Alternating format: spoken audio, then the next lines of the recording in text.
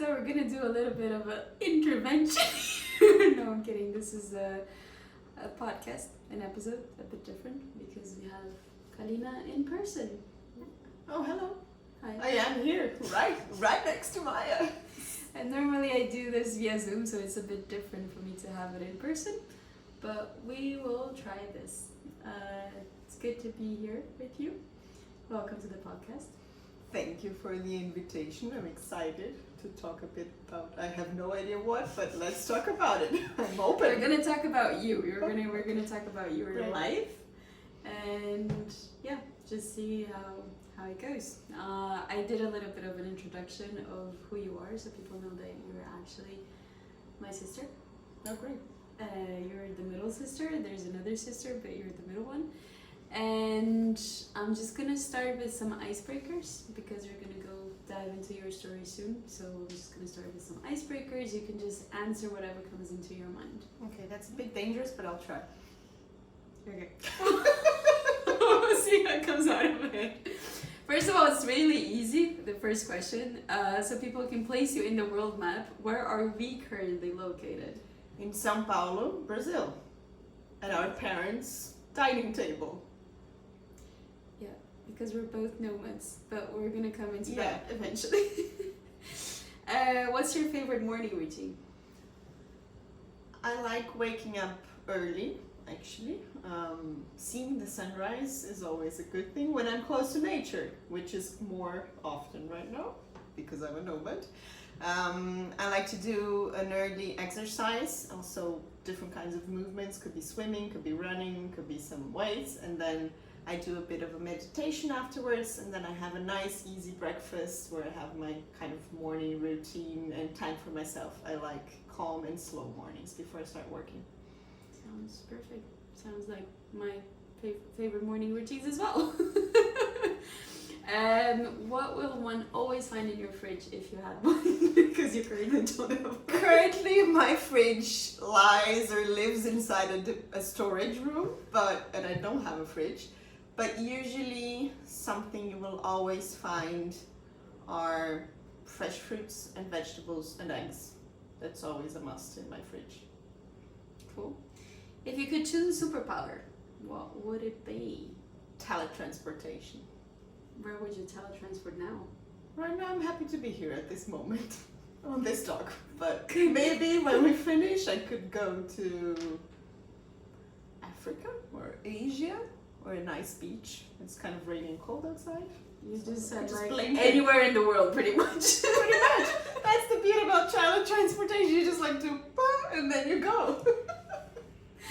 Perfect. Okay, so people start understanding a little bit more about you.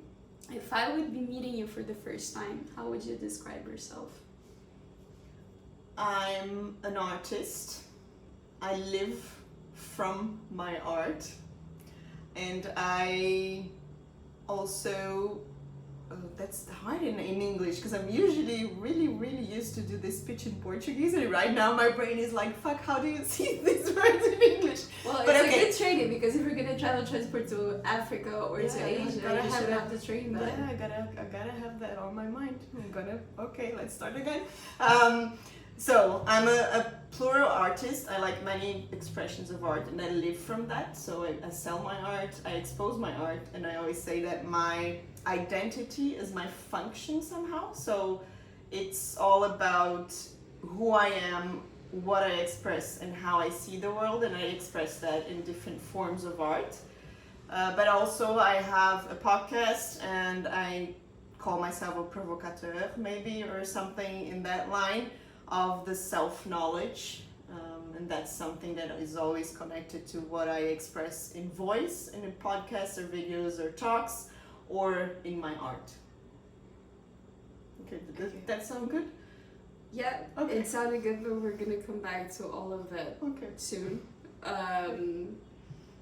I'm an artist, a live artist. Okay, so I'm gonna actually, that would have been my second question, but since you kind of went into it already, I can imagine that someone following a corporate career, I mean, I know you, so I know everything what that means, at least most of it. Could you go a bit deeper on what it all means precisely? Yes. So if you'd say, okay, what does it mean to be an artist, or what do you express in a product or in a service? Maybe that will be a bit more reachable for people. So I mainly have a career in art for about 10 years now, and I usually used to paint, do murals. So paint big murals and canvases and illustrations. I have different products and services around my art. But I also write, and I also realize that my voice, my communication is my art. So during my whole this time of my career, this slot of my career, I understood that it is an expression of myself, because I always see art as an expression of your intimacy. An artist actually is a brave person who exposes themselves through their identity. So when you express something through art, you're expressing who you are, your emotions, a moment of your life, or a research area that really interests you. So it's almost like a consequence of your lifestyle, I would say. So that's how it went for me. So when people say, what inspires you, what do we express, how do you do art, and I say everything inspires me. I live my life and that becomes my art, and I sell that basically. And I use my business kind of view, or I'm an entrepreneur, and I sell art, and I also use my voice as an expression. So I have a podcast, I sell contents, workshops, I do talks, I'm writing a book right now. So I mean, art is everything. Usually people think of art as a luxury or something that you don't do have a career around it, but I would say I'm an entrepreneur, and I use my voice, my expression, and I turn it into services and products. That's amazing. That's I think that goes directly to the point, so that people a bit understand how to put a price tag in that, right? Because one thing is saying you're an artist, but what do you sell, right? Like what is your product or service, or how do you pay your bread in your home if you have one? Yeah, and that's always, I mean, if I may say, it's always a hard thing for artists and for the public to understand. It is very subjective, because I am selling a subjective value, which is my value, which is the value of my expression, or the value of how I translate the world. Mm-hmm. So it's the price for a translation. I could be a translator. That you could put that into your bio as well. Yes, that's I'm a translator of the world. I like that. Yeah, that's a something good, to yeah. So it's a good thing to think about. So yeah, you've talked a few times now that you define yourself as an artist, a multidisciplinary artist in various ways, be it speaking, doing murals, writing, a lot of different medias that you use to express your art. I know that this was not always the case. Can you give a bit of a background story? I mean, I know this, but I want people to understand how you actually came to this moment to talk about it so comfortably, to embrace that you're an artist. And when was that? When did you actually start calling yourself an artist? Like, can you tell us a little bit about this transition, the story you mentioned it was 10 years ago, but just like kind of a brief summary of how it all happened?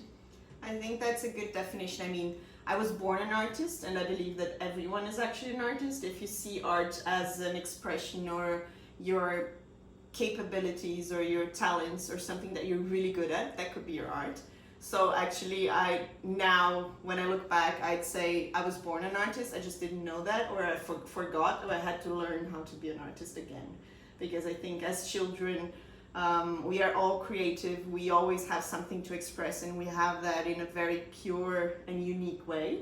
And we unlearn that because of society, because of education, because of pressure. You have to choose a career. You can't be a rock star, you can't be an astronaut, you can't be, and we believe that. So I think I believe that, and I unlearned to be an artist, but I always had that in myself. So I grew up with creativity, or we grew up where our creativity was challenged. We had to use our creativity, so it was always a tool. And when I had to choose a career, I actually chose architecture, because I saw it as a more of plausible career or something that is more realistic somehow, because like It's more fitting to the models, the general societal norms of career. Exactly. Okay. Because, and also, I had that limiting belief that art couldn't be a career, and I guess how I grew up or the expectations that I believed also from my surroundings made me believe that this will be a better career for me. Although if you think about it, like architecture isn't like being an engineer or a doctor if you start like comparing. So it was always there was always the creativity, but I saw like, okay, I can connect here a few of my interests because I love physics, mathematics. I have a very logical side too. So I said, okay, this might be a common ground, and I'll do that. And I actually loved it, and I graduated from it. I worked as an architect for many years. I actually worked during university. So we have a model in Brazil. I studied in Brazil that you can actually work during study, so I started working really early. Graduated, continued working as an architect, but I always had this creative side, which was really strong. And eventually, I actually worked for a Swiss company as an architect, and I was sent away because that doesn't have to be. I was a good employee, but I mean, some things ego-wise happened, but I could say it was a calling of the universe to like look at the other possibilities. So I actually opened my own studio with a partner who was from Belgium. And we had like great plans and everything, but his wife, a few months afterwards, she was pregnant, and he said, I have to earn money, we have to work for money, we have to work for money.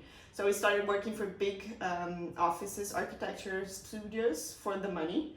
So doing very technical and very like really like technical stuff. Not the stuff you not actually the like creative. And I actually saw, okay, I need creativity in my life. Like this isn't working. So as an escape, I started painting more. And I started and painting the rooms in the house as well, in the apartment of my parents. Exactly. I used to live with my parents, and I said to my mom and dad, like, look, I have this thing, and actually since a kid I painted.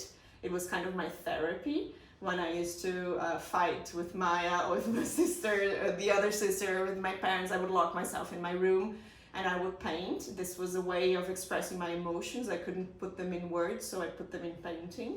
And it was a channelizing, like my own meditation, my own therapy. So at this moment, it was really hard for me because I wasn't happy with architecture. I wasn't happy with the model. And I found in art this way of channelizing my unhappiness. But it came to a moment that I woke up in the morning and I was like, okay, so what do I want more? Go paint a wall from a friend, which I'm not like really earning any money, or going to my own architecture studio. And I was like, okay, there's something wrong here. Like both are mine, and why do I want to actually go painting and I don't want to go to my studio? I can get goosebumps with that because. But I put it on a balance, on a scale, and I was like, these are my two realities right now, and what moves me most? What is my real passion? Why do I have to actually keep going to something that I'm building, but I'm not really happy about it? You created kind of two parallel lives, and then at some point you had to decide where you're going to put your energy. Exactly, right? exactly. Yes, I could take both, but like, what do I really want?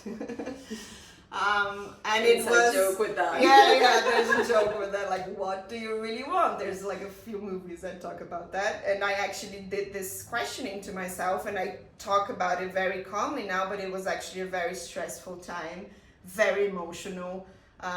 It even impacted my health. I had like a big inflammation in my stomach and intestines, all emotional, because I wasn't really allowing myself to say it out loud, I am an artist.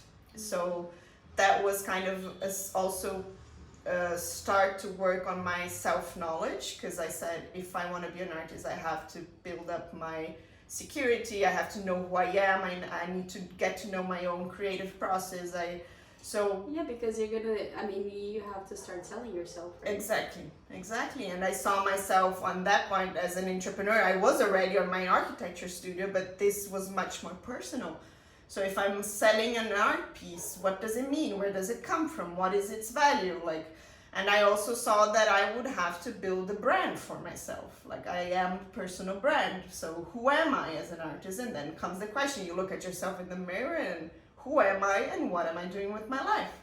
Questions of the philosophy Existence, of yeah. exactly. I always love philosophy. Who am I? What do I want? And what am I Exactly. doing in this world? Yeah. And I had a breakthrough, and I realized how hard it was to actually say out loud that I am an artist, because I was filled with limiting beliefs that wouldn't be possible. What does it mean? My dad paid for a university and now I want to be an artist, and I myself and the society puts this label on, like, it's impossible to live from your art, especially in Brazil. I heard that a lot. So I had to go against, or understand that I had limiting beliefs, get them off of me, and also go against the system. So it was a big choice and step. And really, I say it in Portuguese, we say eu me assumi artista, which is basically I came out of the box. I came out and said I'm an artist. Now I am an artist. And that had to come from me, and that was like a life-changing checkpoint moment in my life, because it was a big change. Yeah, and I mean, I think one of the things that you said throughout it's also not something that happened from one day to the No. other. It's a process. It's a process. Until you can actually embrace that and put on your LinkedIn or on your Instagram or whatever, I'm an artist now. Yeah. But it's not now, right? Yeah. Like you, as you said, you're always an artist. But Yeah, but it's really about really breaking through beliefs. And I always say you are an artist when you go to a doctor and you have to fill that form which says what's your name, your age, and your profession. And our profession as a box kind of society, we always say that what we studied. And the day that I put artist, I was like, yeah, man, good job. You go, girl, you know? And it must have been, I wonder how did people react to that? Like if you you have to fill in those forms and then they said profession and then you put artist. Did someone ever ask, like, said something or asked something or said, like, this is actually not a job, or I don't know. I've heard a lot of things, yeah, like, what does it mean? But artist of what? And I said, yeah, it could go on and on and on and on and on and on. But are you really interested, or like, are you just defying me, or like, but did you study art? No. So how are you an artist? I mean, you are an artist, I'm an artist, we can just call ourselves artists, and that's the beauty of it. But it's really hard too. So it's really a step of pursuing a passion, or really like seeing that this is what my heart wants, and the rest I'll just figure it out. So yes, I had to have and still have a lot of conversations which people still think, or 10 years later, judge me or think that I'm doing art to, I don't know, show off or to whatever. So it's constant, but nowadays I just fill up like a big smile and I say, yeah, I'm an artist. But at that point it was really, really hard, and it was really an emotional break. Like my body was screaming, and I listened to it and I said, okay, this is gonna get me sick if I don't do that. So it was really like a whole body, soul kind of like, this is your path, just go for it and surrender, but also work for it. It's also really many artists believe that, like, you have it, or people believe, that's actually even more, you have a talent, it's easy for you. You were born with a talent. And I was like, yeah, maybe, but like, if I don't use it or wake up every day and put it to work, like, what does a talent really mean? If you, and as you were saying, right, like, you have to sell your identity. If you don't sell it, I mean, how many artists do you know that have amazing work and they were just in a cupboard somewhere in the house? You don't know because you don't hear about it. Exactly. No, but I mean, you know, because you've been working with artists in the last few years and you've been helping them in this journey of actually calling themselves an artist and everything. So I'm sure you've seen a lot of artists that have been hiding a lot of art because they don't they feel the pressure and they don't want to show it. So if you don't actually work for it, if you don't expose it, if you don't talk about it, I always say that even in the marketing jobs as well, like for hotels, if you don't talk about it, no one's gonna know about it. Exactly. And you can't expect people to talk about your art if you can't talk about it. Yeah. Like, because you're the owner of it, you know where it comes from. So that's where the self-knowledge comes in. Because when you say you're an artist and you have to put yourself out there, because it's about that. I always say, when you say you're an artist and you start selling your art, it's pretty much the same as walking naked on the street. Mm-hmm. Because you have to confront judgments, your own judgments, and from others, your fear of approval, of being liked or not being liked, of your value or putting a value, building a value, expressing, creating and selling, working on marketing and negotiating, and you're like a all jobs woman. Like you do everything, and you serve coffee and you clean your floor and you have to create. And I even say like creating is the smallest part of your day in the end. So people underestimate the work that goes on top of a talent, or developing a talent, or training. Like, I mean, how many lines did I do? And people say, whoa, you do this line on the wall? It's like you were born with that talent. I say, do you know how many lines I painted to like got to that movement so it works like that? Yeah. That's like, if I have a talent, is determination. Or discipline. And that's the thing, right? People didn't see everything that you went through to actually come to this moment. I mean, you have the good story about, we always talk about the napkin of Picasso. You want to share that story? That's a good story. Yeah.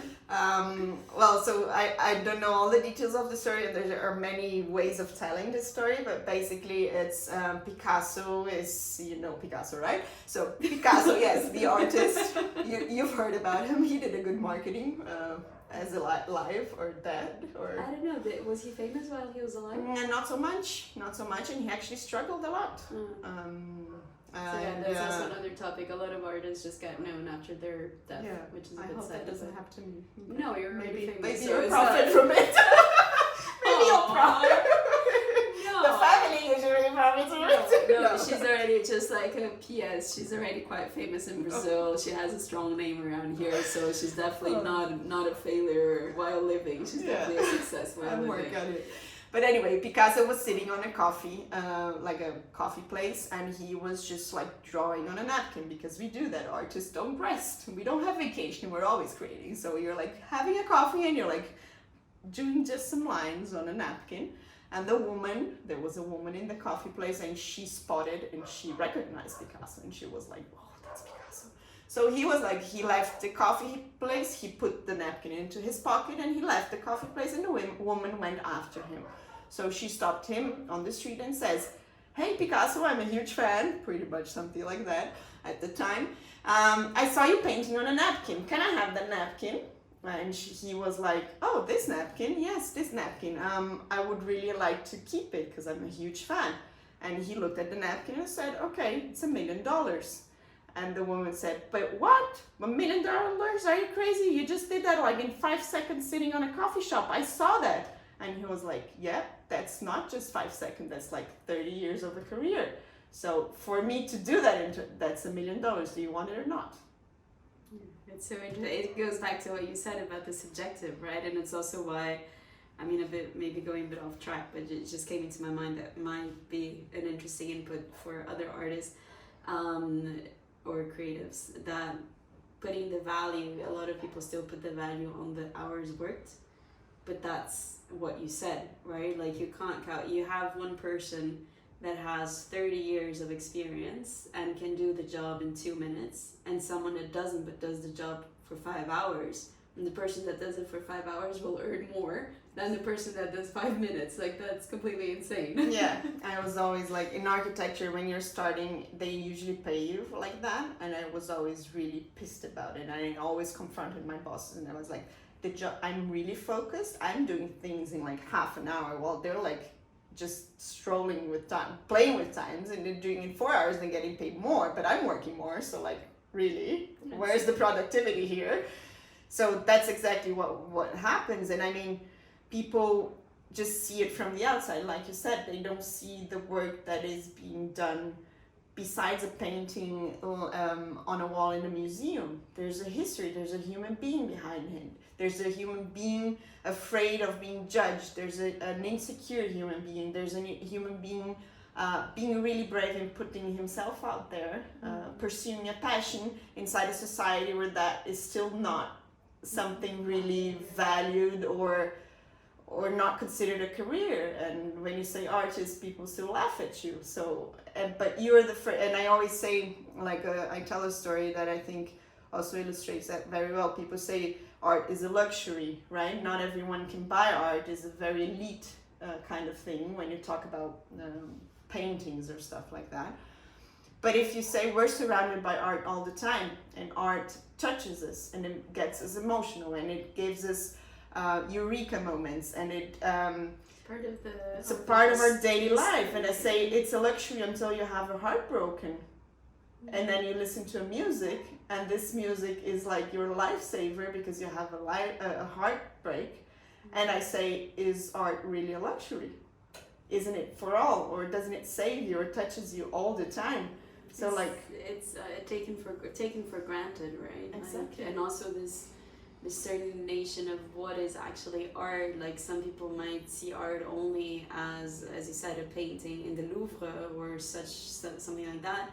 But the music that you hear every day, there's actually a band behind. There's the same process that you said, but we take it for granted. We don't give that much value to the little thing. I'm putting in quotes little things because they're not little. Yeah. When you sit on your sofa and watch a Netflix movie, or you sit for a whole weekend watching a series, that's so much art. work behind it. Yeah. That's so much work behind it. There's people writing it, and actors, and filming, and photographs, and a direction of art. I mean, everything is art. And we just don't take it seriously as a career. But if we look at it, we're surrounded by it, and we can't live without it.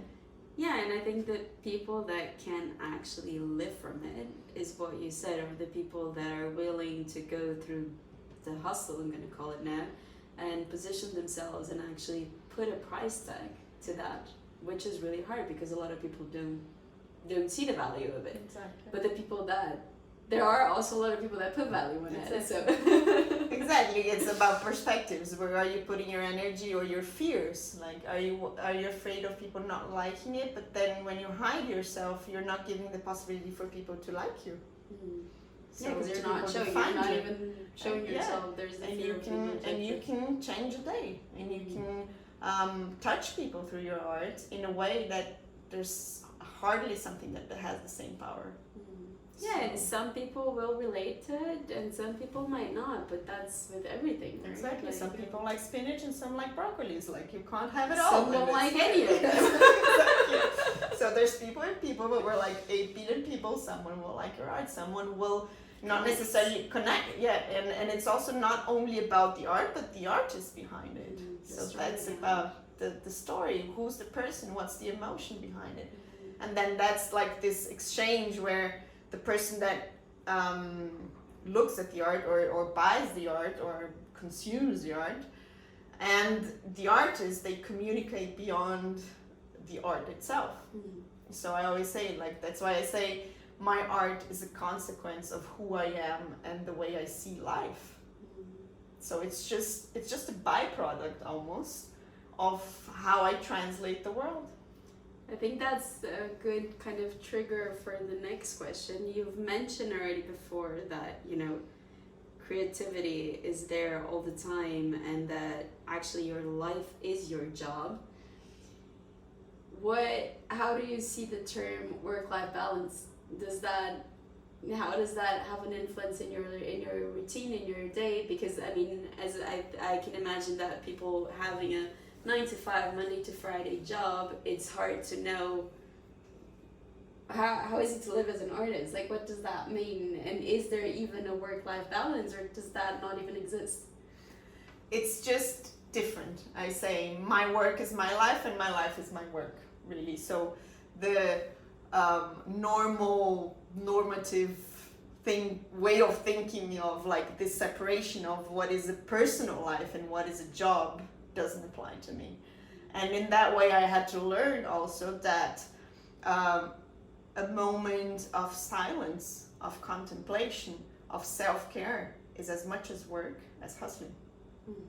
Because an artist needs silence and rest to create. And if I'm not rested, how can I create? And creating is my job. So everything is interconnected and there's no separation. And that, of course, if you say that in a conceptual way, it's very romantic. But in the day life, there has to be a lot of discipline because you have to show up every day to work. Yeah, and you can get easily also caught up in a lot of work. Exactly. And don't get that rest time because you put so much pressure on yourself. I mean, we've talked about this a lot of times. Yeah, and there's all the sides of a story. Like you have a lot of pressure because your income depends on something that you express on yourself. So on your levels of inspiration and creativity. On the products that I'm selling, or how I'm selling it, or how am I positioning myself on the market, or how am I whatever. So everything that an entrepreneur or brand, if you think about soap brand, it's pretty much the same. You have to do a product and market it and create it and put it on a benchmarking and blah, blah. So it's pretty much the same. But you're talking about a human being and a human being who creates, and then you have to understand your creative process. So there's a lot of this, I always say, diving in and diving out and like taking care of yourself and also putting yourself in the market and doing the business part. So everything is interconnected and there has to be discipline because there's also a belief between artists, like, or even people that look at artists and say, oh, they're bohemian people and inspiration hits there. Exactly. They're just waiting for it. And they just sit there with their glass of wine and inspiration hits them and they create the masterpiece. They have a eureka moment and then they... and then they're trillionaires. And no, it doesn't happen like that. You have to train a lot of paintings, a lot of things that you create you don't show anyone. You're just getting to know yourself, you're getting to know your processes. So there's a lot of work that is not seen or not even appreciated, as we said, as a value. But it is also challenging because of that. You have to have a lot of discipline. It is easily mixed. Like they say, do you have vacation? And I said, okay, vacation is actually really hard because for an artist, because if you think that an artist needs silence and contemplation to create, because creativity happens when you connect new things and when you give space for new connections. So actually when I go to vacation, in your way of thinking about vacation, I'm actually working more because that's where I'm like, whoa, I'm so inspired, I need to do stuff.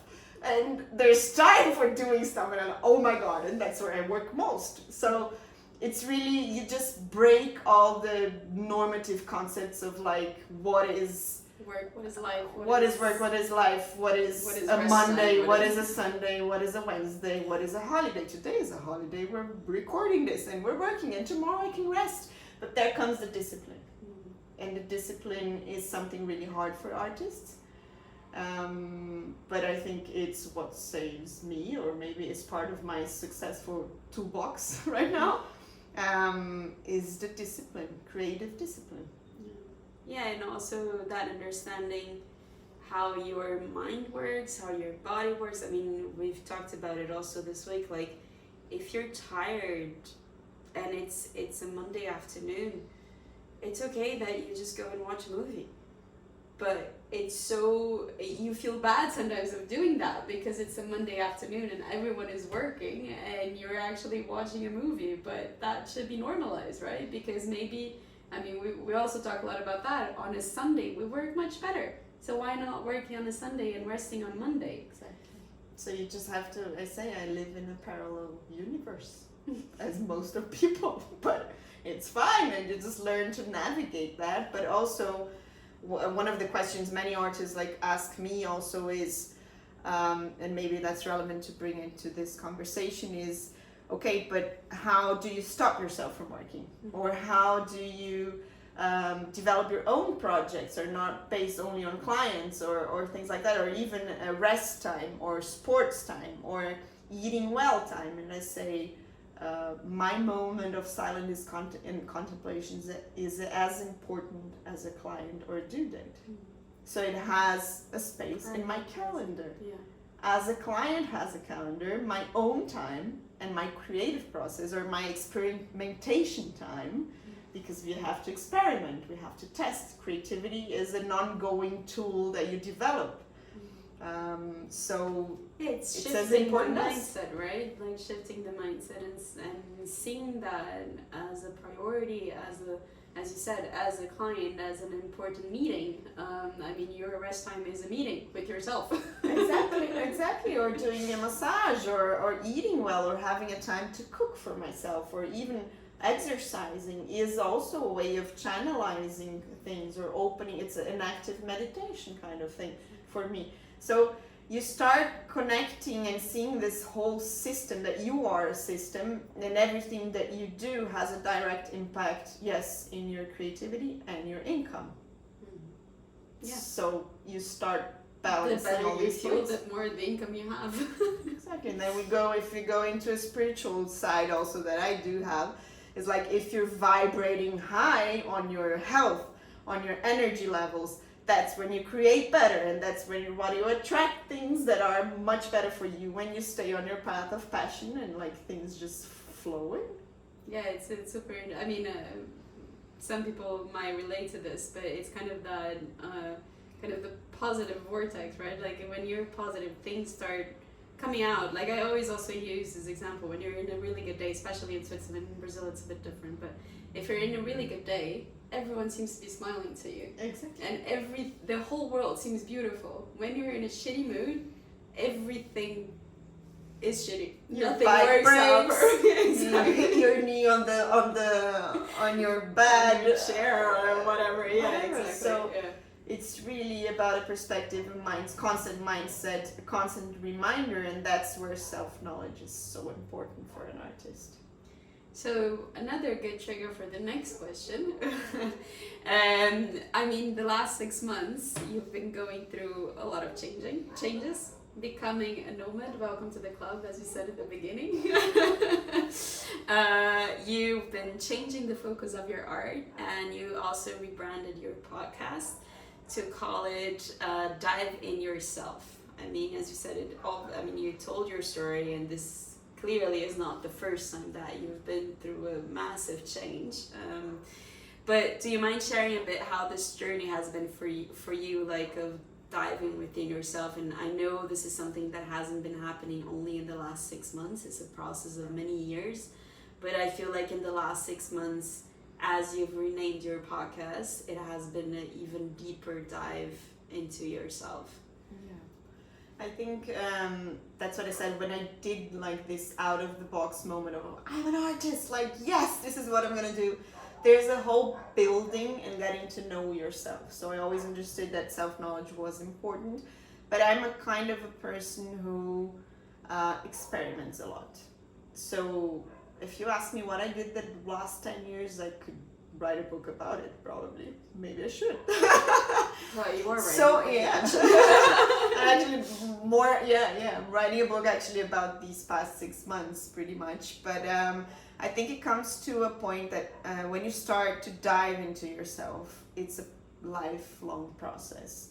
But there are moments that you have bigger checkpoints, bigger turning pages, milestones, or when you get more comfortable with who you are and what you're doing, because it has to do about that also. Like the last 10 years, I was getting to know a lot of things of my business. Who am I? What is my art? What is my process? There was a lot of experimentation. And I think last year was kind of a checkpoint in that, a milestone in that matter, where I understood a lot about my art, or I connected all the parts that I was doing. So before I did workshops and things really with the public for artists, like helping other artists to sell their art, to become artists. But in this process of doing, and that's where I say that I'm a person that a doer really. I don't theorize. I don't work on theories only. I'm a very philosophical person. I think a lot about many things. but I don't stay in the thinking plan. I work on it. So when I have... Just do it. I just do it. Yeah, totally like rock and roll fire. Just go for it. When I have an idea, of course, I balance it out and I do it. And by doing it, I believe that when you act, you also have the feeling of, does this work for you? Is it aligned with who you are? Is it aligned with what you want? So having a passion is not only about following your heart all the time, but like, where do I want to get? What do I want to do? What do I want to the big picture reach? Yeah, so you have to have these visions, and when you start acting, you kind of also start feeling what makes sense and what not. So I think my last years, also during the pandemic, I did a lot of tests with workshops, and the podcast came out during the pandemic, also as a pretext of a voice that I heard at my intuition that said, like, you have to start talking, because I was like really reserved. And I started like from where I had the tools, like talking to artists, helping artists, and that's where I started from. But by doing it, I started also diving into myself much more and finding things that I still needed to heal or process or even get much better at my art, and I started really studying my whole process, creative process. So actually, by trying to help others, you are actually also helping yourself. Yeah, and that's pretty much what happens. When we teach others, we learn. When we're open to that, and when we learn, we teach. And there's always like this thing of the master and the mastery, or the mentor and the mentoree. Actually, there's no separation. We're both always exchanging and learning. So I realized that the past years by teaching more and talking more. And I also looked at my art, because I said, if everything that I'm doing as an expression, a voice, as in a podcast or a talk or a workshop, or my art, they're coming from the same place, which is me. So there's a common factor. Oh, hello, hi, I'm this person who does a lot of things and I have a lot of projects, but everything is coming from me. So what is this place? Who am I? Who am I again? That question like 10 years ago, right? Exactly. So I think the past like 6 months could be a who am I moment again, which is daily, but like what? Which is daily, but it comes to the point where I look back and I said, okay, so I experimented a lot, I did a lot. Where is my art now? What is my art now? Where do I want to go right now? And I found a place of, when expressing my art in key points of my life, when I am going through it, and then I go back to my childhood, when I see that art was a way of expressing what I couldn't put into words, and I started to see a pattern in my art. Every time I was going through a key point of personal life, emotional life, professional life, when I sit it in my calendar box where it said experimentation, just creating for fun, like there's no client, just go create. The theme that would come is human figures. I'm not going to say female or male, it's just human figures falling into the void or diving into voids. And then I started studying and researching this, like, why do I always go into that? And I, again and again, a year and then another year and in another form. And if I go back to 10 years, I was doing that since the beginning, but I didn't see the pattern. So I took the time to look at it. And I saw that it was exactly in turning points. I was diving within. Personal things of my life were influencing my art, and that those were the arts that touched most of the people. Interesting. So it was really that's also self-knowledge, analytical part of myself and my creative process. So I started seeing this pattern, and it was developing. And last year I actually really had a big dive, and I will tell you a bit about that. But I realized I was kind of hitting this milestone also in my self-knowledge, which is a turning point into spirituality and healing of old traumas, of abuses and rape and things that I was hiding in my subconscious for many years. And when I decided to open up to that, or started to ask questions about it, I started going out of the painting and working with 3D models. With 3D printing, so the whole thing became real. I could actually touch my diving, And then at the same time, I was talking to artists and on my podcast, and I was like, okay. And then I started receiving the feedback of people, but I'm a doctor and I'm a lawyer, and what you're saying really touches me. And I'm like, okay, maybe I'm not talking to artists. Maybe we're all artists. Wait, but if I'm talking about diving in my art, am I actually not talking about it in all my friends about that? Talking about life in general. I'm talking about life, and I'm talking about human beings being artists of their lives. That we actually have the power to create our reality, to the power to create our days, the power to manifest our reality. And like Maya said, every day is a blank page. Every day is a blank canvas. Every day is a blank sheet of paper that you can write your story. Yeah, exactly. You can choose however you're going to start writing as of today. Exactly. And if you dive into yourself and you understand what you're capable of, what are your strong points, what are your weak points, that doesn't make you weak, that makes you whole. That makes you stronger, actually. It makes you stronger. Being vulnerable, expressing yourself, communicating yourself, understanding that you're a learning process. You're always learning, you're always evolving. You're going to make mistakes today, but tomorrow you'll be better, and you'll make other mistakes, and then you'll learn something new. And then kind of in this process of diving into myself and looking at a lot of relationship issues that I had of traumas, I also went through relationships through family, and especially to the relationship with myself, which is the most important.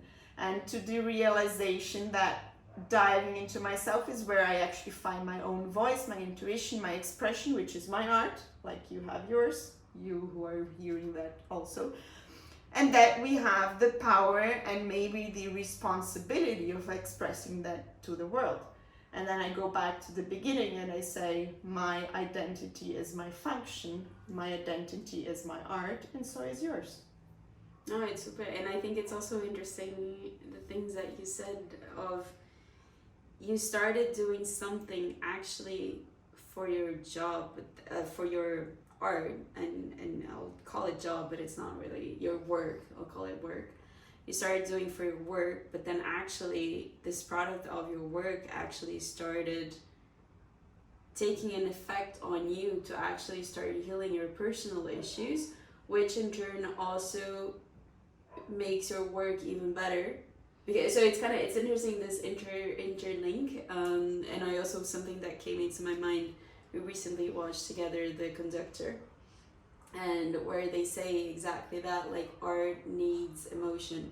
Art without an emotion is just, it's nothing. I mean, it doesn't have. It's a product. Yeah, it's like a emotionless, a soulless. it's a soap, exactly. So it's interesting to see how the whole talk that we've been talking until now, how strongly interlinked everything is, and how important your art and your work is for yourself as a person, and how you as a person you're so important for your work and your art. So like you're just like jumping back and forth, and one is healing and getting better through the other one, which is super interesting. Yeah, right? Yeah, that's what I always say. I'm constantly and daily diving in and out. Yeah, because it's getting to know myself, it's developing myself, it's healing, is evolving, it's making mistakes and being vulnerable and crying and being hurt, but also with the consciousness that I have in my hands or in my being, and I think everyone has that, and everyone is an artist in that way. You have ways of expressing, of touching, and of inspiring people to connect to their voices. And in the end, we're talking about each individual. We were also talked about occupying their own space. If we think that I have a space to occupy, like the physical space that maybe you're just listening to it, maybe you're looking at me, but I have this physical space which I occupy, and Maya is sitting next to me and she has her physical space.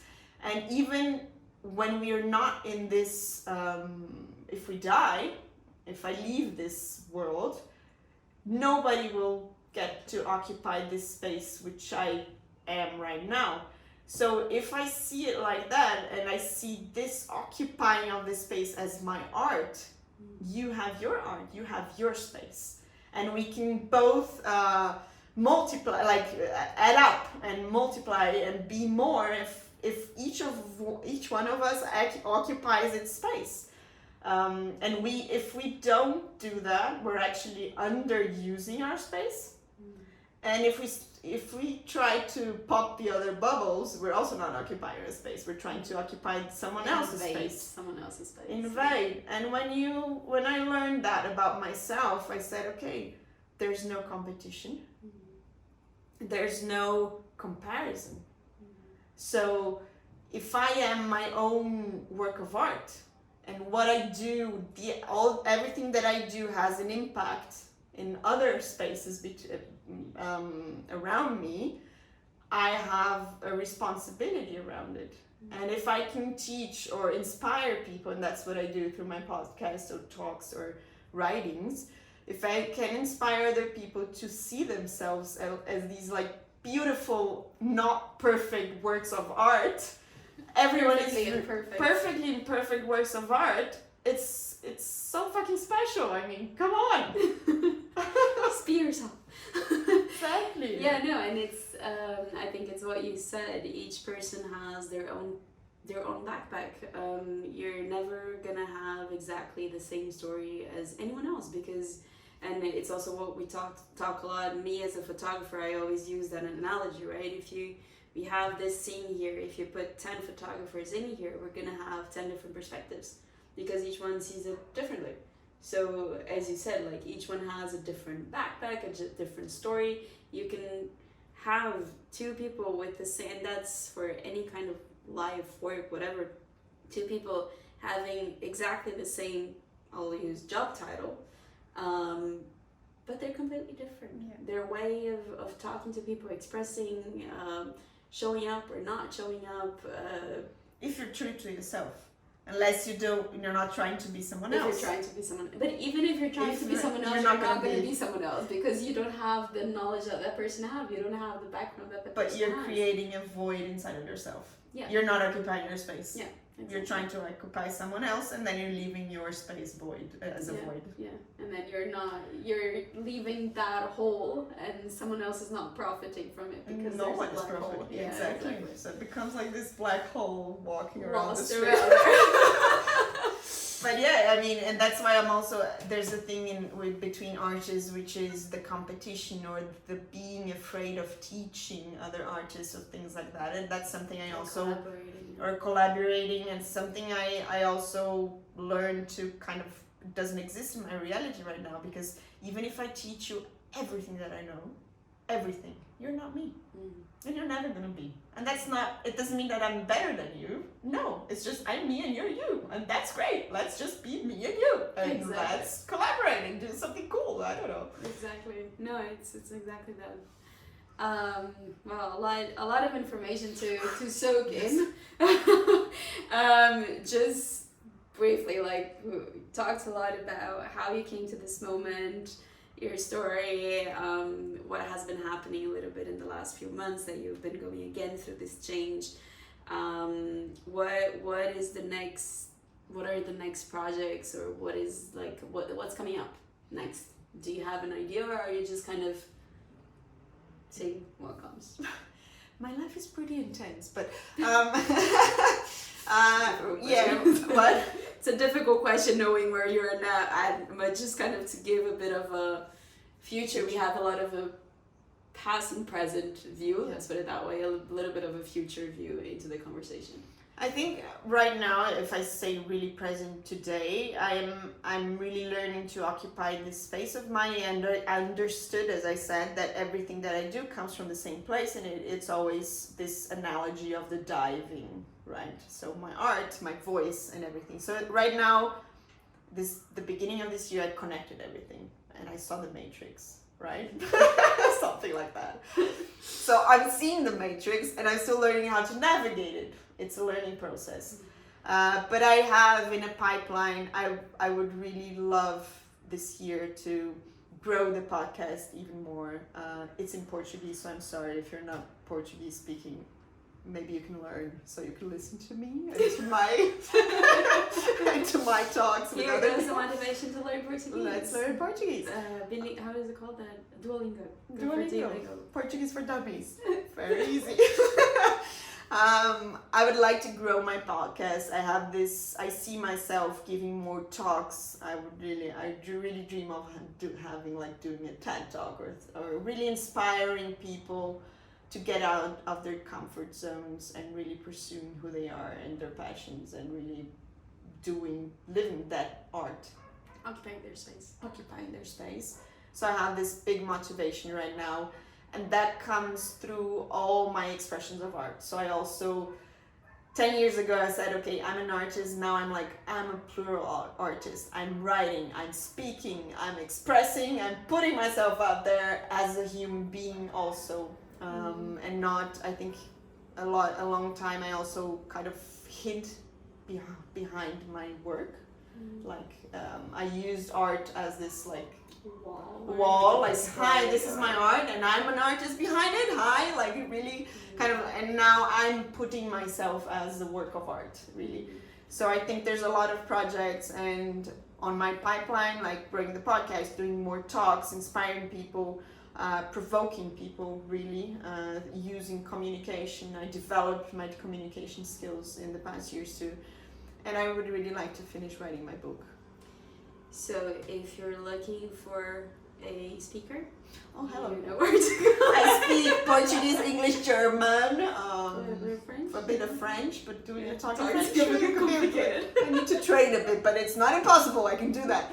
So and she's currently a nomad, so she's very flexible to live, to travel all over the world. And we have technology, which works in our favor too. So just going on that, if people do want to connect with you, how can they connect with you? If they want to call you for their talk, for maybe someone from the TED Talk, someone? Yes. See, I'm a good talker, guys. I hope I have inspired you somehow through this podcast. But you can find me on LinkedIn, as Mike can leave it maybe in the description of the podcast. On LinkedIn, on Instagram, which is in Portuguese, but I mean, you can write to me in any language and I'll figure it out. Google Translate. Google Translate. Technology is amazing for that. So Instagram, I'm by Kaju with the K, which is BYKAJU. I'll leave the links. Yes, the links as well. I have a website where you can get to know my art. I have the podcast, which is also in Portuguese, but Mergulhe em Si, which is dive into yourself. And I mean, you can just ask Maya, really, also. Yeah, I can also be a channel of communication. But I'll definitely leave all the links here on the show notes so people can connect with you in whatever language. And if you come to São Paulo, Kalina is, we don't know until when. I'll leave the links and you just connect digitally and then you see where she is. I have a friend who asked me recently, so where are you living? And I'm like, nowhere and everywhere. How powerful is that? That's a good one. So yeah, I'm happy to help. I'm always very open to talk and to just exchange. Collaborate. Cool. Just now, the last question. Just to finish off, if you could give one advice, one only, to your younger self, what would it be?